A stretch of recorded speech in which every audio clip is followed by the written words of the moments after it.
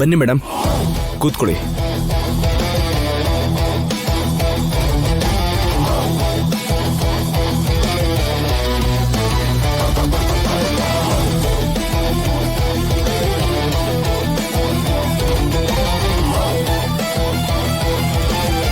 ನಮಸ್ತೆ ಸರ್. ನಮಸ್ತೆ sir. Sir, Ashmita ಅಂದ್ರೆ ಇವ್ರನ್ನೇ.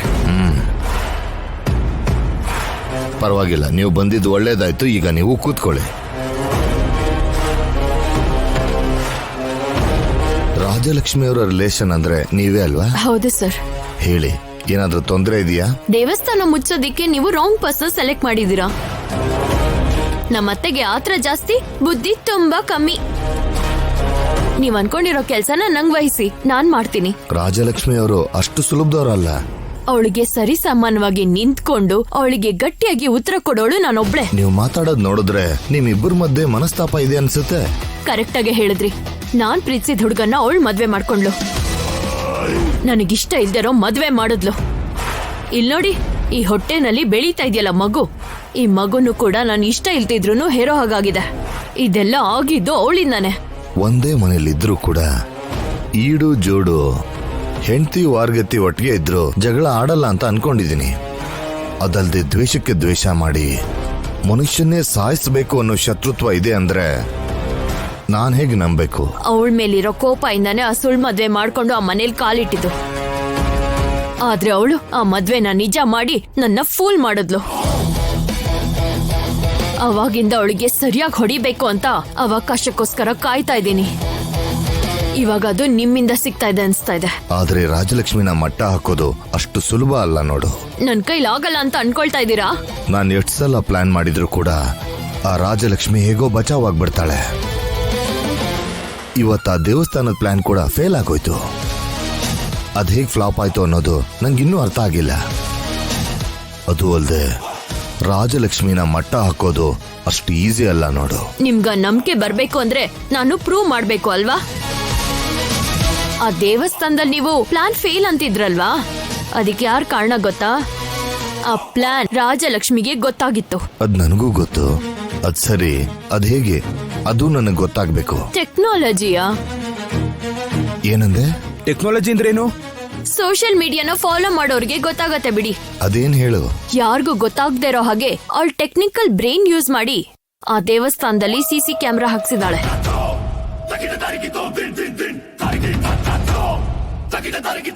ಸಿಸಿ ಕ್ಯಾಮೆರಾ ಹಾಕಿದಾರ? ಇಷ್ಟೊಂದು ದೊಡ್ಡದಾಗಿ ಯೋಚನೆ ಮಾಡ್ತಾರೆ ಅಂತ ನಾನು ಅನ್ಕೊಂಡಿರ್ಲಿಲ್ಲ ಸರ್. ಗೊತ್ತು ನನಗೆ. ಇವಾಗ ನಿಮ್ ಅಪ್ಪನ ಕರ್ಕೊಂಡು ನಮ್ ದೊಡ್ಡಪ್ಪನ್ ಮುಂದೆ ನಿಲ್ಸಿ ನೀವ್ ಆಡಿರೋ ನಾಟಕ ಎಲ್ಲಾನು ಹೊರಗಡೆ ಹಾಕ್ತೀನಿ. ನೋನು ಬೇಡ ಆದ್ಯ, ಆದ್ಯ ಪ್ಲೀಸ್. ಬೇಡ ಅಂದ್ರೆ ಹೇಗಾಗತ್ತೆ? ನಿನ್ ಪಾಪಕ್ಕೆಲ್ಲ ಶಿಕ್ಷೆ ಅನ್ಭವಿಸ್ಬೇಕು ಅಲ್ವಾ? ಹಾಗಲ್ಲ ಆದ್ಯ, ನೀನು ಎಲ್ಲಿದ್ಯಾ ಅಂತ ಮೊದ್ಲು ಹೇಳು, ನಾನ್ ಬರ್ತೀನಿ. ವಿಧಿ ಇಲ್ದೆ ಬರ್ತೀನಿ ಅಂತಿದ್ದಾಳೆ. ಆದ್ಯ ಆದ್ಯ ಪ್ಲೀಸ್, ಇದು ಒಂದ್ ಚಾನ್ಸ್ ಕೊಡು ಪ್ಲೀಸ್. ಬರಕ್ ಹೇಳು, ಏನ್ ಹೇಳ್ತಾಳೋ ನೋಡೋಣ. ನಮ್ ರಾಜಿ ಹೇಳ್ತಿದ್ದಾಳೆ ಅಂತ. ಓಕೆ ಬಾ. ಎಲ್ಲಿದ್ಯಾ? ಲೊಕೇಶನ್ ಕಳಿಸ್ತೀನಿ, ಬೇಗ ಬಾ. ಏನಾಯ್ತೆ? ಅಪ್ಪ ಆದ್ಯನ್ ಕೈಲಿ ಸಿಕ್ಕಾಕೊಂಡ್ಬಿಟ್ಟಿದ್ದಾರೆ. ಇವಾಗ ನನ್ನ ಬರಕ್ ಹೇಳ್ತಾ ಇದ್ದಾಳೆ. ಇವಾಗ್ಲೇ ಹೊರಡ್ಬೇಕು.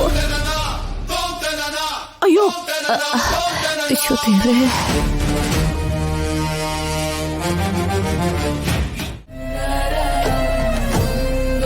ನಮಸ್ಕಾರ ನಮ್ಮ. ನಮಸ್ಕಾರ ಯಜಮಾನ್ರೆ. ನಮಸ್ಕಾರ ಅಮ್ಮ. ನಮಸ್ಕಾರ. ನಮಸ್ತೆ ಯಜಮಾನ್ರೆ, ಇವಾಗ ನೀವು ಹೇಗಿದ್ದೀರಾ? ಪರವಾಗಿಲ್ಲ, ನಿಮ್ಮೆಲ್ಲರ ಪ್ರೀತಿ ವಿಶ್ವಾಸದಿಂದ ನಾನು ಚೆನ್ನಾಗಿ ಇದ್ದೀನಿ. ಹೇಳಿ, ಏನ್ ಈ ಕಡೆ ಬಂದಿದ್ದೀರಾ? ಯಜಮಾನ್ರೆ, ಅದು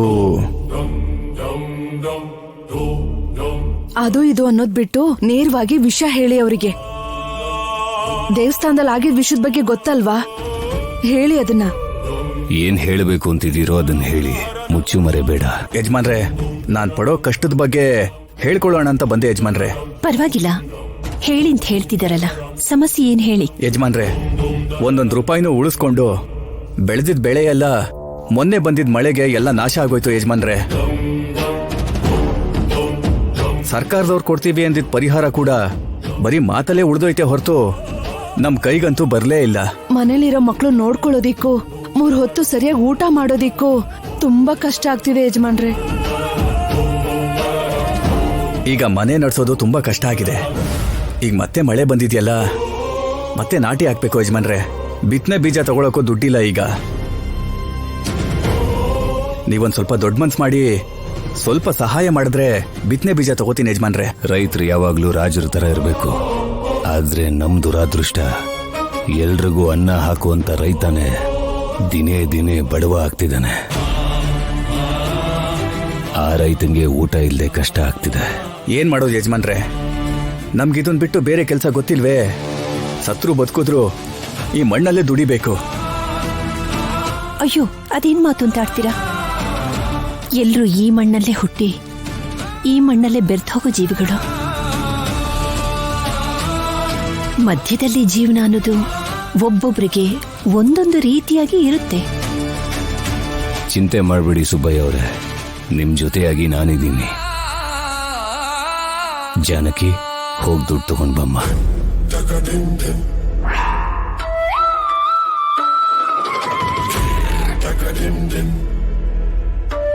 ಇವತ್ತಿಂದ ಈ ಮನೆಯಲ್ಲಿ ನಿಮ್ಗಿಷ್ಟ ಬಂದಾಗೆ ಯಾವ ವಸ್ತುನೂ ತಗೊಳ್ಳೋ ಹಂಗಿಲ್ಲ. ಮುಖ್ಯವಾಗಿ ದುಡ್ಡು.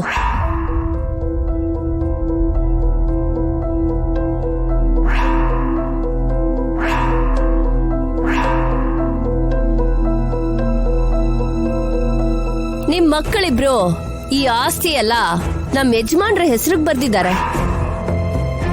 ನೀವು ಮುಂಚೆ ತರ ದಾನ ಧರ್ಮ ಎಲ್ಲ ಮಾಡಿದ್ರೆ ಸರಿ ಹೋಗಲ್ಲ. ಏನಾಯ್ತು ಜಾನಕಿ? ಏನು ಇಲ್ಲ ರೀ.